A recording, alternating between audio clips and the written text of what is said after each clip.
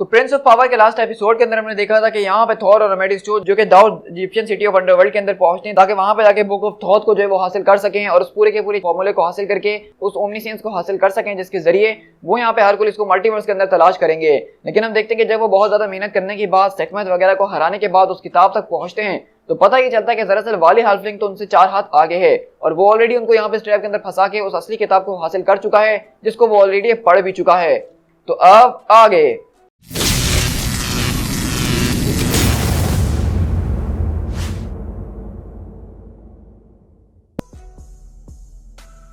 तो इसी तरह हमारी कहानी की स्टार्ट बेसिकली ओलंपस ग्रुप से होती है जहां पे हम देखते हैं कि बेसिकली इस वक्त डेफनी गॉर्गन जो है वो अथीना के साथ मिलकर काम कर रही है और अथीना उसको यहाँ पे गाइड कर रही होती है कि वो किन किन रस्तों का इस्तेमाल करके उस पूरी की पूरी जगह को एक्सेस कर सकती है जहाँ पे बेसिकली वो नेक्टर पाया जाता है और जैसे ही वो नेक्टर उनको मिल जाएगा तो उसके बाद वो लोग साथ मिलकर काम कर सकते हैं और इस पूरी की पूरी सिचुएशन से वो लोग अकेले ही निपटेंगे। लेकिन यहीं पे डेफनी और उसके बीच जब बात हो रही होती है अथीना के तो डेफनी बताती कि किस तरीके से अमेडिस जो की नजर में हरकुलिस उसके लिए सबसे ज्यादा इंपॉर्टेंट पर्सन था।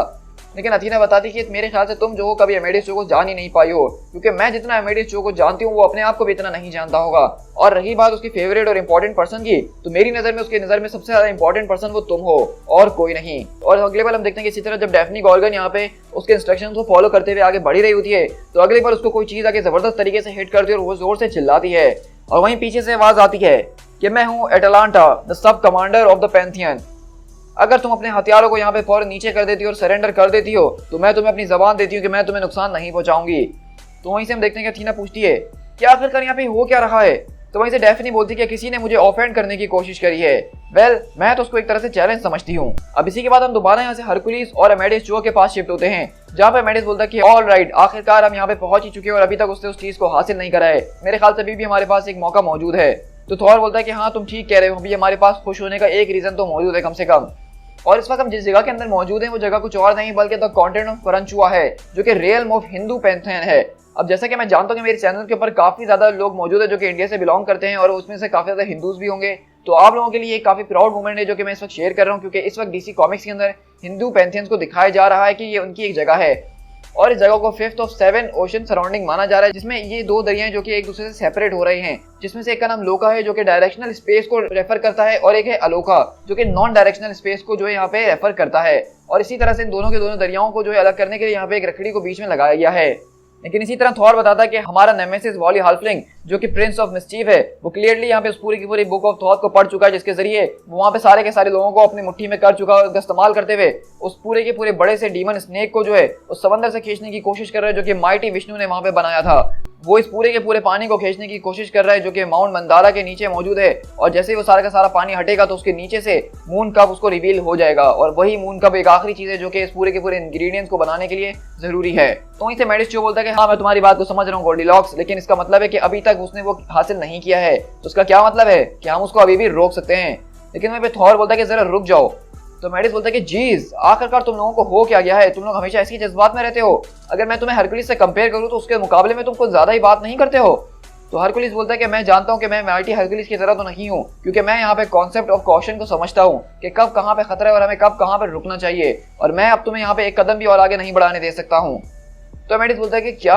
आखिरकार तुम किस बारे में बात कर रहे हो थॉर। तो वैसे थॉर बोलता है कि जब से मैं तुम्हारे साथ इस पूरे के पूरे क्वेस्ट के ऊपर आया था तो तब से मेरे दिमाग के अंदर एक बात मुझे परेशान कर रही थी। मैंने इस तरह का कुछ पहले भी देख चुका हूँ। तुम जो हो मुझे किसी की याद दिलाती हो जो तुम्हारे जैसा एक और लड़का हुआ करता था जो कि बहुत ज्यादा ब्रिलियंट था, उसका दिमाग काफी ज्यादा तेज था और जितनी तेज में तलवार चलाया करता था, जितना तेज में लोगों को पीटा करता था, वो उतना ही तेज अपना दिमाग चला के मेरे इक्वल आ जाया करता था। और वो भी बहुत ज्यादा शातिर था और वो भी बहुत कुछ हासिल करने की कोशिश करता था और उसने काफी बार मेरा लड़ाइयों के अंदर साथ भी दिया है। लेकिन उसके अंदर एक ऐसी चीज जरूर मौजूद थी जो कि उसको इनकम्प्लीट बना रही थी। वो एक ऐसी उसके अंदर एक चीज थी जो कि वो अपने आप को बार बार प्रूव करना चाहता था। लोग उसको बहुत ज्यादा स्मार्ट समझते थे और वो जो कुछ भी करता था लोग समझते थे कि वो ठीक कर रहा है, लेकिन कभी कभार वो अपनी सारी की सारी स्मार्टनेस को प्रूव करने के लिए बहुत ही ज्यादा क्रूरिटी की हदों को पार कर दिया करता था और वो कॉन्सिक्वेंसेस के बारे में नहीं सोचता था। डिस्पाइट द फैक्ट इसके बारे में एक वक्त था जब मैं अपने भाई लोकी से बहुत ज्यादा प्यार किया करता था और उस वक्त मेरे दिल में उसके लिए बहुत ज्यादा इज्जत थी और मैं उसको अपने भाई की तरह मानता था। लेकिन आज ऐसा नहीं है मेडियस, और तुम उसकी वजह जान सकते हो कि उसकी जो स्मार्टनेस थी, उसका जो दिमाग था, वही उसका सबसे बड़ा फ्लॉ था। उसके दिमाग ने उसको वो इंसान बना दिया जो कि मैं उसको कभी भी बनता हुआ नहीं देख सकता था।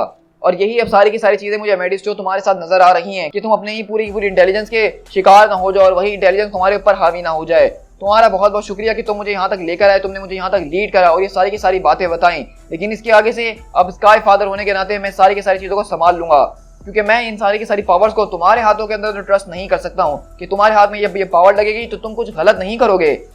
तो ऐसे मेडिस बोलता है कि जरा एक मिनट रुक जाओ, हम यहाँ पे हरकुलिस के लिए आए थे, तो उसका क्या? अगर मुझे ये सारी की सारी ओमनिशियंस नहीं मिली तो वो हमेशा से इस तरह से मल्टीवर्स के अंदर भटकता ही रहेगा। तो ऐसे थॉर बोलता है तो इसका मतलब ये है कि तुम अभी भी इस बात के ऊपर बहुत अच्छे तरीके से विश्वास करते हो, लेकिन अगर तुम्हारा हरकुलिस के अंदर इतना ही ज्यादा विश्वास है, तुम उसको इतना ज्यादा ही मानते हो, तो तुम ये बात तो जानते ही होगे ना कि सन ऑफ ज़्यूस जो है वो मोर देन कैपेबल है अपने आप को वापसी घर लाने के अंदर, उसको किसी की मदद की कोई जरूरत नहीं है। तो मैं तुमसे यही कहूंगा कि अब हमारा क्वेस्ट यहाँ पे खत्म होता है और इसके लिए मुझे माफ कर देना। और अगले पल हम देखते हैं थॉर बेसिकली अपने हैमर की एनर्जीज को उसके ऊपर बरसाना शुरू करता है उसको टेलीपोर्ट करने के लिए, लेकिन वहीं पे मेडिस जो इस चीज के लिए पहले से तैयार था और वो उसकी सारी की सारी एनर्जी को अपनी टेक्नोलॉजी की मदद से एब्जॉर्ब करता है और वही पूरी की पूरी एनर्जी थॉर के ऊपर उल्टा बरसा देता है। और वहीं से मेडिस बोलता है कि मुझे माफ कर देना कि मैंने इसके लिए तैयारी पहले से करके रखी थी, मैं जानता था कि शायद ऐसा कुछ हो सकता है। वेल, तुम्हें यह बात की काफी ज्यादा हैरत हो रही होगी कि आखिरकार मैंने एक गॉड की थंडरबोल्ट को कैसे अपने अंदर एब्जॉर्ब कर लिया। खैर, अगर मेरे पास एडेमांटाइन से बनी हुई कैपेसिटर मौजूद है जिसको मैं इस्तेमाल कर रहा हूँ तो मैं कुछ भी कर सकता हूँ। लेकिन इसी तरह हम देखते हैं वहाँ पीछे से वाली हाल्फलिंग खड़ा हुआ तालियां बजा रहा था और कहता है कि क्या बात है मेडियस, तुम बहुत ही ज्यादा सिली हो, क्योंकि तुम्हें क्या लगा कि तुम बगैर यहाँ पे गॉड ऑफ थंडर के मुझसे मुकाबला कर सकते हो। खैर, तुम्हारे इस पूरे के पूरे रिसेप्शन के लिए मैं तुम्हें 5 स्टार्स की रेटिंग देना चाहूंगा, लेकिन तुमने जिस तरीके से अंकल थॉर को यहाँ पे बेहोश करा वो सिर्फ एक ही बार काम कर सकता था। तो मेडिस जो बोलता है कि मुझे उसको सिर्फ एक ही बार इस्तेमाल करने की जरूरत थी। और अगले पल हम देखते हैं कि बेसिकली वाली हाल्फलिंग की आंखें चमक रही हैं क्योंकि उसने वो पूरी की पूरी किताब को पढ़ लिया है और मेडिस जो इस तरह से उससे मुकाबला करने के लिए यहाँ पे आगे बढ़ता है। लेकिन इसी तरह हम देखते हैं कि यहाँ पे जो है बेसिकली अटालांटा जो है वो भी डेफनी गॉर्गन से मुकाबला कर रही होती है और कहती है क्या तुम सरेंडर नहीं करोगी, ये तुम्हारी बहुत ही बड़ी गलती है। और इसी तरह यहाँ पे मेडिस जो और वाली हाल्फलिंग भी एक दूसरे से मुकाबला कर रहे होते हैं और अपने अपने तौर से वो यहाँ पे बातचीत वगैरह भी कर रहे होते हैं। लेकिन इसी तरह हम देखते हैं कि डेफनी गॉर्गन के ऊपर वो वहाँ पे काफी ज्यादा भारी पड़ना शुरू हो जाती है और वो बेसिकली उसको एक पूरी की पूरी क्लिफ टाइप की चीज से लटका देती है। और वहीं से वो कहती है कि देखो, मैं जानती हूँ कि तुम बहुत अच्छी हो, लेकिन इतनी भी अच्छी नहीं कि तुम मुझसे बच सको। मैंने तुम्हारी फाइल को पढ़ा है डेफनी गॉर्गन और मैं जानती हूँ कि तुम्हें गॉड से बहुत ज्यादा नफरत है क्योंकि उन गॉड्स ने तुम्हारे लोगों के साथ बहुत ही ज्यादा बुरा करा है और मैं भी इस चीज के अंदर तुम्हारी साइड पे हूँ, तुम इस बात को जानती हो। और यही वजह है कि हमारे भी कुछ गॉड्स थे जिन्होंने हमारे साथ कर्ज किया था हमें और हम जो है उनसे अलग हो गए थे और इसीलिए वाली को हमने अपना एज अ लीडर चुना, क्योंकि जब एसगार्डियन गॉड्स मर के दोबारा से रिजरेक्ट हुए थे रैग्नारॉक के बाद तो वो भी रिजरेक्ट हो गया था, तो हमने उसको अपने साथ ले लिया ताकि हम उसको अपना लीडर बना सकें। और उसने जब हमें अपनी सारी की सारी इंटेंशंस को रिवील करा कि वो क्या करना चाहता है तो हमने एक मिनट के लिए भी नहीं सोचा उसका साथ देने के लिए। वो इस पूरी की पूरी क्रिएशन को बचाना चाहता है उन सारे के सारे सो कॉल्ड गॉड से जो कि इस अर्थ को, इस लोगों को बचाने के लिए कुछ नहीं करते हैं, सिर्फ अपने वर्शिपर्स को बनाते हैं और उनकी बात तक नहीं सुनते हैं। तो मुझे नहीं लगता कि यहाँ पे आज तुम्हारे मरने के अंदर कोई अच्छी चीज हो सकती है। अगर तुम हमारे साथ हो जाओ तो वो ज्यादा बेहतर रहेगा क्योंकि हम दोनों का एक ही कॉज है। और इसी तरह देखते हैं कि यहाँ पे जब डेफनी गॉर्गन उसको देख रही होती है अटलांटा की तरफ तो उसको बेसिकली एमेडिस चो की शक्ल नजर आती है और ये देख के हम देखते हैं कि डेफनी गॉर्गन वहाँ पे उसकी बात नहीं सुनती है और सीधा उछलते हुए दोबारा ऊपर आती है। तो अटलांटा बोलती है कि तुम एक बहुत ही बड़ी इडियट हो। लेकिन इसी तरह हम देखते हैं कि डेफनी गॉर्गन वहाँ पे अपनी गन को पकड़ती है और एक जबरदस्त तरीके का ट्रिक शॉट मारती है जिससे वहाँ के सारे जो पोल्स होते हैं वो टूटते हैं और जिस फ्रेम के ऊपर वो लोग खड़े होते हैं वो पूरा का पूरा फ्रेम टूट जाता है। लेकिन यहाँ पे जो डेफनी होती है वो अपने सर के सांप की मदद से जो है उस पूरी की पूरी सीलिंग के ऊपर चिपक जाती है और कहती है कि रीजन टू लिव, थैंक्स, लेकिन मेरे पास ऑलरेडी एक पहले से ही मौजूद है। और इसी तरह देखते हैं यहीं से वाली हाल्फलिंग बोलता है कि तुम्हें क्या लगता है कि तुम मेरे फादर की तरह हो, तुम उनकी तरह हो ही नहीं सकते हो। मैं अपने फादर को डिस्पाइस करता हूँ। मेरा पॉइंट ये है कि तुम कभी भी गिव अप नहीं करते हो ना, लेकिन मुझे लगता है कि आज तुम्हें गिव अप करने की जरूरत भी नहीं है क्योंकि तुम जो हो मुझे अपनी ही याद दिलाते हो, क्योंकि मैं भी कभी किसी चीज को अगर ठान लूँ तो उसके लिए गिव अप नहीं करता हूँ। तो वहीं से मेडिस बोलता है कि ओ, तुम तो मुझे बहुत ज्यादा पटाने की कोशिश कर रहे हो। लेकिन वहीं से वाली बोलता है कि my apologies to your ego. लेकिन यहाँ पे ये जो हमारी कोट एंड कोट ड्यूल हो रही है ये सिर्फ मैं इसीलिए कर रहा था ताकि मैं यहाँ पे टाइम पास कर सकूं, ताकि जब तक मेरे सारे के सारे लोग उस मून कप को निकाल लें। लेकिन अब तुम जैसा कि देख ही सकते हो कि moon cup of the physician God of Hindus Dhanvantari जो है वो अब सामने आ ही चुका है। तो लगता है कि मेरा टाइम यहाँ पे आ चुका है उस पूरे के पूरे टास्क को कंप्लीट करने के लिए और उस रिचुअल को परफॉर्म करके वो सारी की सारी चीजें हासिल करने के लिए जो तुम कभी नहीं कर सकते हो। और इसी तरह हम देखते हैं कि बेसिकली एमेडिस चो के सामने वो उसका पूरा का पूरा बैग मौजूद होता है वाली का, जहाँ पे वो बाकी के 3 इंग्रेडिएंट्स मौजूद होते हैं। और इसी तरह वाली बोलता है और इसीलिए इस पूरे के पूरे टास्क को परफॉर्म करने के लिए और उसके लिए मैं यहाँ पे समन करना चाहूंगा अपने बच्चों को, the mortar members of Pantheon. और इसी तरह हम देखते हैं जब वाली हाल्फलिंग यहाँ पे आगे बढ़ी रहा होता है अचानक हम देखते हैं कि वहाँ पे एक पोर्टल खुलता है और डेफनी गॉर्गन यहाँ पे अटलांटा के बो एंड एरो के साथ पहुंच के उसको घायल कर देती है और कहती है कि step away from my boyfriend वरना मैं तुम्हारी जान ले लूंगी। तो मेडिस बोलता है कि बॉयफ्रेंड, मेरे ख्याल से हमारे बीच चीजें लगता है दोबारा से ठीक हो ही गई हैं। और अगली बार हम देखते हैं कि डेफनी गॉर्गन आके मेडिस को किस कर लेती है और कहती है कि तुम मुझे क्यों नहीं बताते हो जीनियस, और अगले बार हम देखते हैं कि एमेडियस जो अपने टेलीपोर्टेशन को ऑन करता है और वहां पे वाली हाल्फलिंग से पहले उस कप को हासिल कर लेता है। लेकिन वाली यहाँ पे जो अपने सारे के सारे लोगों को ऑर्डर देता है कि फौरन से इसको रोकने की कोशिश की जाए। तो एमेडियस बोलता है कि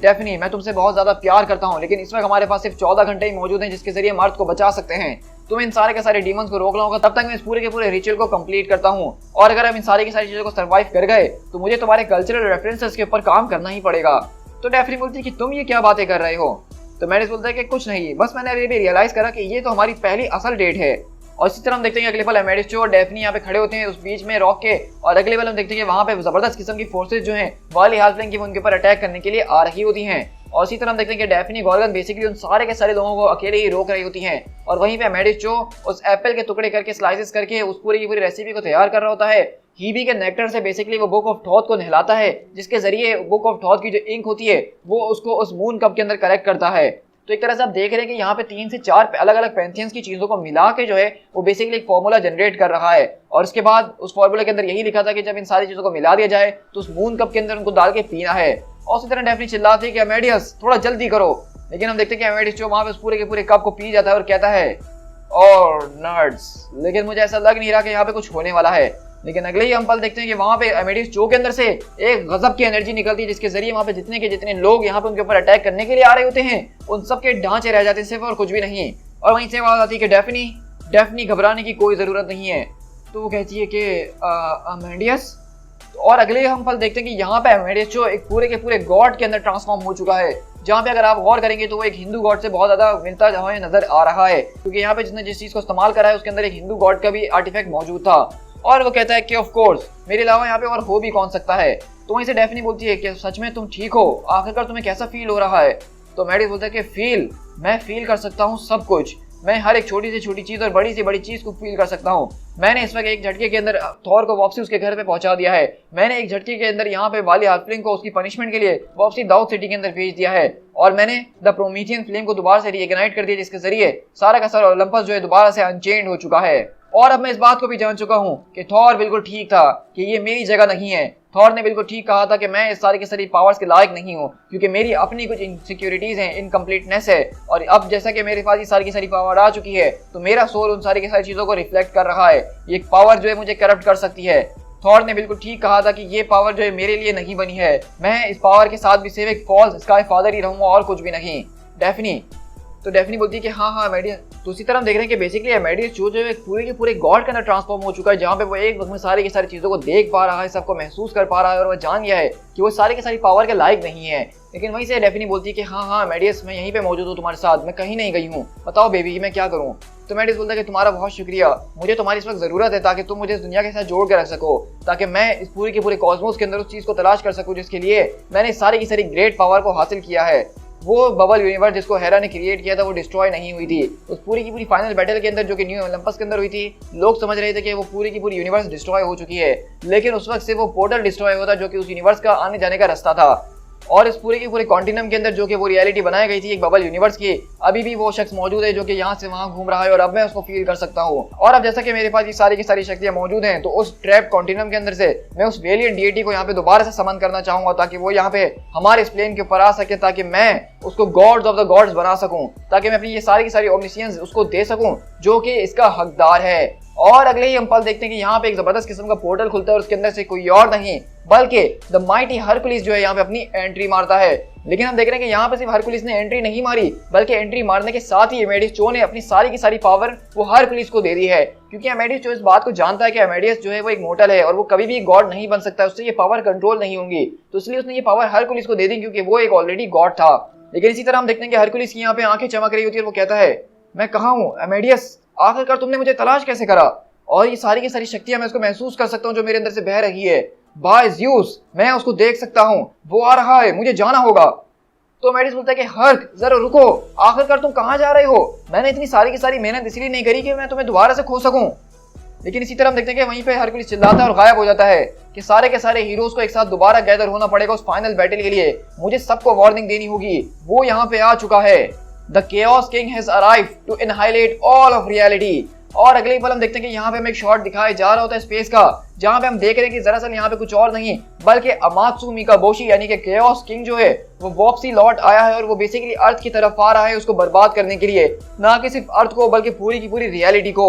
दी एंड। सो गाइस यहाँ पे आप देख रहे हैं कि बेसिकली इस पूरे के पूरे लिमिटेड सीरीज की जो एंडिंग की गई है, मेरी नजर में ये एक ऐसी एंडिंग है जो कि हमारे अगले इवेंट को इतना ज्यादा हाइप दे रही है कि मैं अंदाजा भी लगा के आपको नहीं बता सकता हूँ। मतलब यहाँ पे हमने देखा कि किस तरीके से पूरे के पूरे 4 एपिसोड्स के अंदर कि अमेडिस चो का जो गोल था वो हरकुलिस को तलाश करना था, उसने हरकुलिस को तलाश करा और हमने देखा कि अमेडिस चो के पास यहाँ पे जो जबरदस्त किस्म की गॉडली पावर्स आई हैं जो कि मेरे हिसाब से इतनी ज्यादा पावरफुल है जो कि कोई भी एक गॉड से बहुत ज्यादा है, क्योंकि इसके अंदर 4 अलग अलग पैंथियंस के आर्टिफैक्ट्स मिलके इस पावर को अमेडिस चो ने हासिल करा था। और जैसे यहाँ पे हरकुलिस को वापसी बुलाता है तो ये सारी की सारी पावर हरकुलिस को बिना सोचे समझे ऐसे ही दे देता है। लेकिन जब ये सारी की सारी पावर हरकुलिस के पास आती है तो हरकुलिस का दिमाग भी बिल्कुल वैसा ही हो जाता है, यानी कि उसके पास ओमनीसियंस आ जाती है। और ओमनीसियंस का मतलब ये है कि वो एक ही वक्त में हर जगह पे हो सकता है, उसको हर चीज की नॉलेज है। और इसी तरह जैसे ही हरकुलिस अपने होश में आता है तो वो इस बात को फौरन डिटेक्ट कर लेता है कि उनकी तरफ इस यूनिवर्स के अंदर सबसे बड़ा खतरा यानी कि केओस किंग लौट कर आ रहा है। और उसकी नजर में अमेडिस चो से मिलना भी इंपॉर्टेंट नहीं था बल्कि सिर्फ इस वक्त इस खतरे से लोगों को वार्न करना है।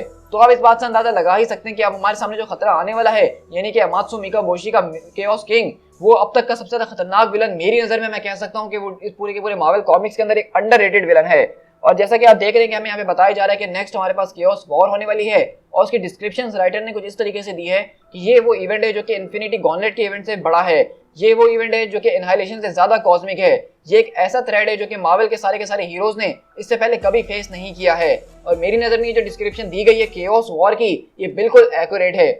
मुझे समझ में नहीं आता है कि आखिरकार मार्वल का इतना ज्यादा जबरदस्त और ऑसम इवेंट जो है वो इतना अंडररेटेड कैसे रह गया। इसके हम चाहे विलन की बात करें चाहे हम इसकी पूरे के पूरे इवेंट की बात करें, ये मेरी नजर में one of the best event है जो कि मार्वल कॉमिक्स के अंदर मौजूद है। सो गाइस, मैं जानता हूं कि आप इसकी एंडिंग के साथ बहुत ज्यादा हाइप्ड अप हो गए होंगे और आपको मेरी आवाज से भी लग रहा होगा कि मैं इस पूरे की पूरे इवेंट को शेयर करने के लिए बेचैन हो रहा हूँ। लेकिन मैं अपनी बेचैनी को यहाँ पे कंट्रोल करूंगा थोड़ा टाइम के लिए, क्योंकि आप जानते हैं कि हम अपनी टाइमलाइन को लेके चल रहे हैं और आप जानते हैं कि हमें ये सारे के सारे कॉमिक्स पढ़ने में मजा इसीलिए आ रहा है क्योंकि हम अपनी टाइमलाइन को फॉलो कर रहे हैं और हमें पता है इसकी स्टेप बाय स्टेप क्या चीजें हो रही हैं। मतलब आपने केओस वॉर हो सकता है कि कहीं और पढ़ा हो या आपने खुद से भी पढ़ा हुआ हो, लेकिन आपको ये नहीं पता था केओस वॉर के पहले ये सारे के सारे इवेंट्स हुए हैं जो कि केओस वॉर को शुरू करते हैं। लेकिन आपने जैसा कि मेरे चैनल की टाइमलाइन को फॉलो किया होगा तो आप जानते हैं कि इसके सारे के सारे इवेंट्स दरअसल कहीं और से नहीं बल्कि एरीज गॉड ऑफ वॉर के कॉमिक्स से स्टार्ट हुए थे, जो कि 2005 का कॉमिक था, जो कि मैंने अपने चैनल के ऊपर काफी पहले शेयर किया था। लेकिन घबराने की कोई बात नहीं है, केओस वॉर को स्टार्ट करने से पहले मैं एक वीडियो बनाऊंगा जिसके अंदर आपको सारे के सारे कॉमिक्स के बारे में मैं डिटेल दे दूंगा कि उससे पहले आपको क्या पता होना चाहिए।